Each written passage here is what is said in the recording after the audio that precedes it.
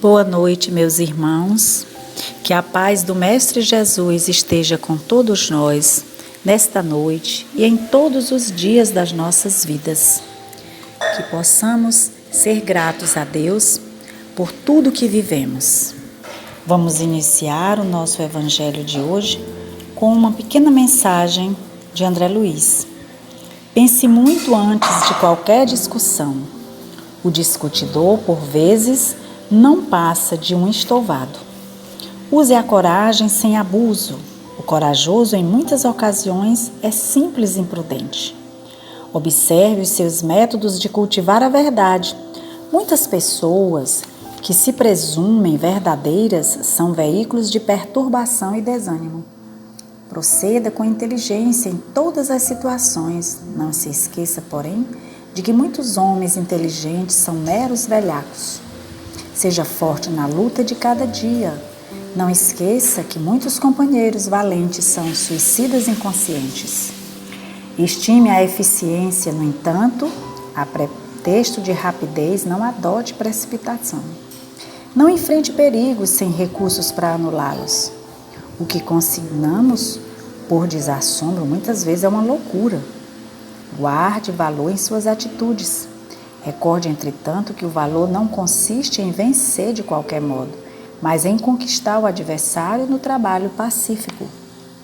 Tenha bom ânimo, mas seja comedido em seus empreendimentos. Da audácia ao crime, a distância é de poucos passos. Atenda à afabilidade e à doçura em seu caminho. Não perca, porém, o seu tempo em conversas inúteis. André Luiz, Agenda Cristã. E é com essa mensagem que iniciamos o nosso estudo do Evangelho de hoje, primeiramente endereçando a Deus os nossos pensamentos, pensamentos de amor, pensamentos de caridade, pensamentos de ajuda, pensamentos de compreensão, pensamentos de paciência, de tolerância, pensamentos de afabilidade, como nos lembra a mensagem de André Luiz, pensamentos de caridade, de doçura, de solidariedade. E vamos estender todos esses pensamentos em forma de energia positiva para os nossos irmãos em sofrimento, para as famílias em desalinho, para as crianças desesperançadas e abandonadas, para as mães que não têm o que dar aos seus filhos e padecem de fome, por aqueles que se encontram presos porque delinquiram, pelos que estão doentes nos hospitais e em casa, pelos que não têm um trabalho, pelos que foram abandonados pela indiferença dos homens e da sociedade de um modo geral, por todos os que desencarnaram vítimas do suicídio e os que desencarnaram vítimas da Covid. Enfim, Senhor, por todos aqueles que desencarnaram, especialmente os que não vislumbravam a Tua luz. Que Tu possas compadecer-te de todos eles e que esta energia possa ser enviada a cada um onde estiver. Que assim seja.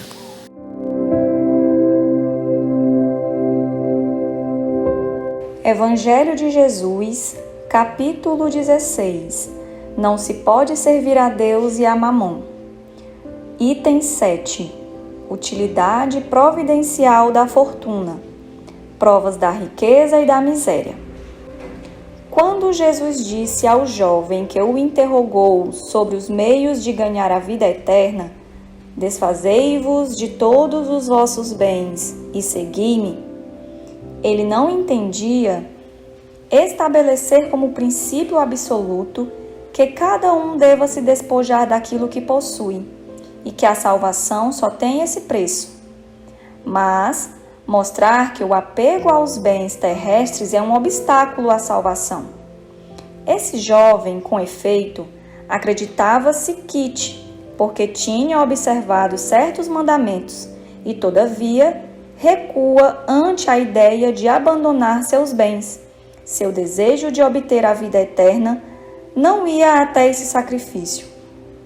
A proposição que Jesus lhe fez era uma prova decisiva para pôr a descoberto o fundo do seu pensamento Ele podia, sem dúvida, ser um perfeito homem honesto, segundo o mundo, não fazer mal a ninguém, não maldizer seu próximo, não ser vão nem orgulhoso, honrar a seu pai e a sua mãe, mas não tinha a verdadeira caridade, porque sua virtude não ia até a abnegação. Eis o que Jesus quis demonstrar. Era uma aplicação do princípio: fora da caridade não há salvação.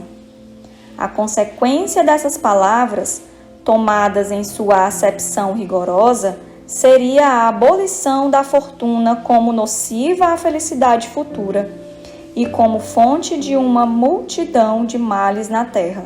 E seria, além disso, a condenação do trabalho que a pode obter.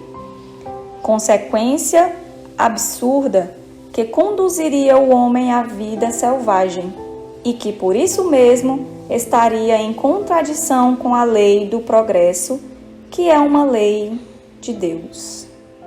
Então, meus irmãos, o Evangelho de hoje, ele é muito claro quando nos lembra da necessidade de trabalharmos dentro de nós o desapego.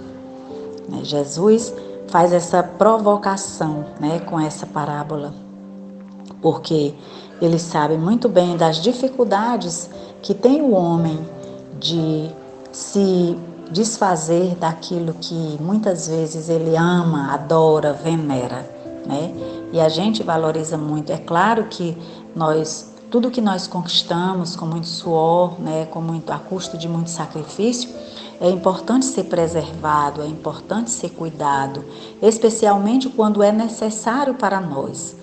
Mas muitas coisas que adquirimos, elas são supérfluas e elas não servem muito para nós, mas nós nos apegamos a ela, como terrenos, casas, sítios, fazendas, carros, coisas pequenas, livros, materiais de lazer, materiais de colecionar. Então, são coisas que a gente não leva, são coisas que a gente não vai contribuir de nenhuma forma, para ajudar os outros. Então, Jesus faz essa reflexão sobre a riqueza, que ela é fonte de muitos males. E muitas vezes, se a gente não tem cuidado, ela passa a ser a nossa única razão de viver, é a nossa busca eterna, a nossa procura permanente, nossa procura constante. Então, o Evangelho nos faz esta reflexão para que possamos fazer uma introspecção e verificar o que é a que nós estamos nos apegando. Por que nós estamos atrás de tanta coisa, Até que ponto estamos guardando as coisas por orgulho, por vaidade, para se mostrar, para fazer com que as pessoas nos respeitem, E Jesus quis demonstrar o princípio que fora da caridade não há salvação. Então, quando a gente toma essas palavras assim numa acepção rigorosa, como nos dizem os espíritos, acontece que seria uma abolição do progresso, porque as pessoas não poderiam trabalhar, para juntar, para ter coisas, mas não coisas somente para si, coisas para dividir, coisas para multiplicar, mas para alcançar um número maior de pessoas. Então fica aí a mensagem de hoje, quando nós precisamos refletir todos os dias sobre o apego aos bens terrestres. E possamos, na noite de hoje, dormir com esta reflexão e fazer uma análise, uma viagem interior para saber o que é que nós estamos nos apegando. Se há pessoas, se há bens materiais, ou se estamos buscando nos apegar a Jesus, mas não com fanatismo. Nos apegar a Jesus nas suas máximas, nos seus exemplos, nas suas palavras e nos esforçarmos para sermos melhores a cada dia.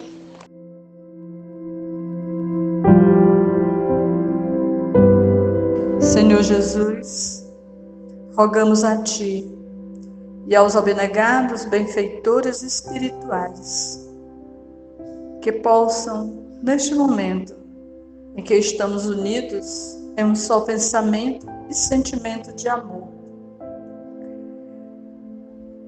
que possam nos auxiliar em nossas necessidades materiais e espirituais, fluidificando as águas próximas de nós, de cada um de nós, também as águas dos hospitais e aonde haja a necessidade. Obrigada, Jesus, por este momento tão acolhedor em que estamos vivendo. Obrigada, Senhor Jesus. Obrigada, benfeitores espirituais que tanto nos assistem, que tanto nos auxiliam. Que assim seja.